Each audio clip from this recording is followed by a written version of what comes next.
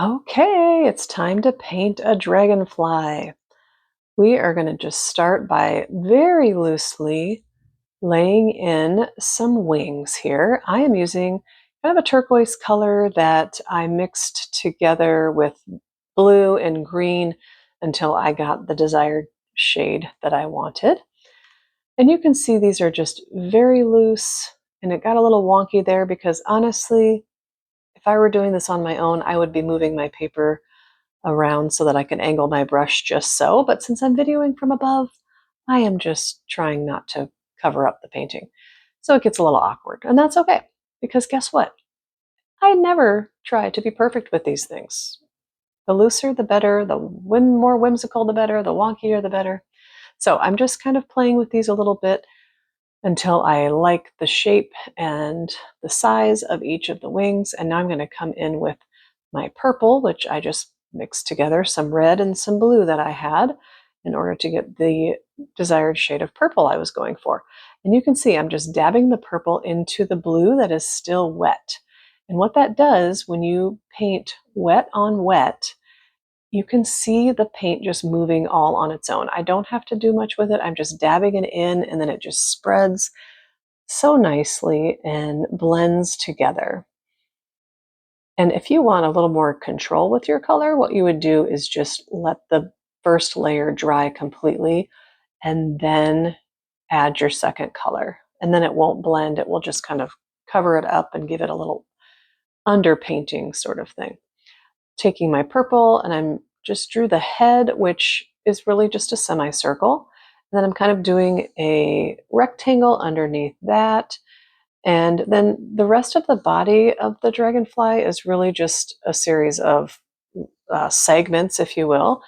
And they get progressively smaller as we go down to the bottom. Pretty simple. Just kind of vertical little lines you're putting in there.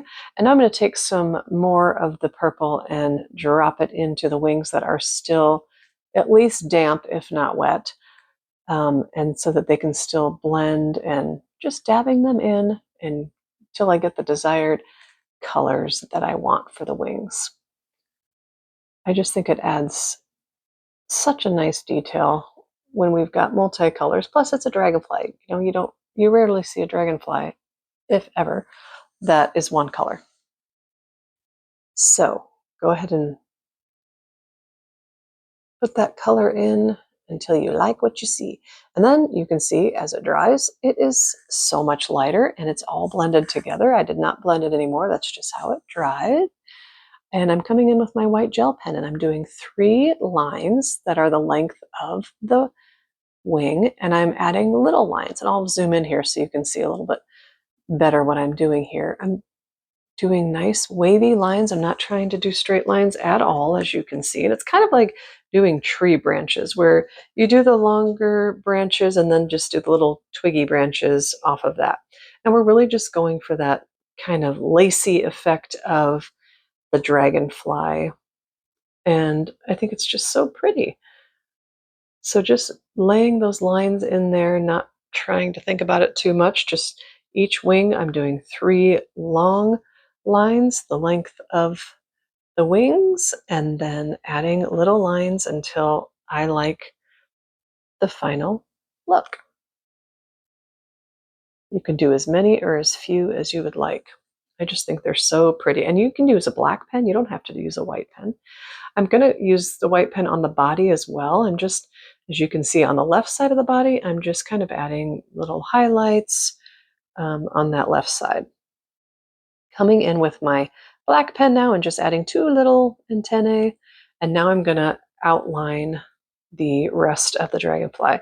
You can see I'm just kind of scratching the lines in there. I'm leaving some of the white of the paper showing, and I don't like straight lines. If you do, you go ahead and you draw straight lines.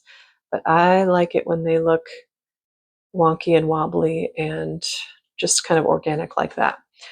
And so you can just use that black pen until you like what it looks like. And now I'm just kind of drawing little parentheses around each of the segments of the body.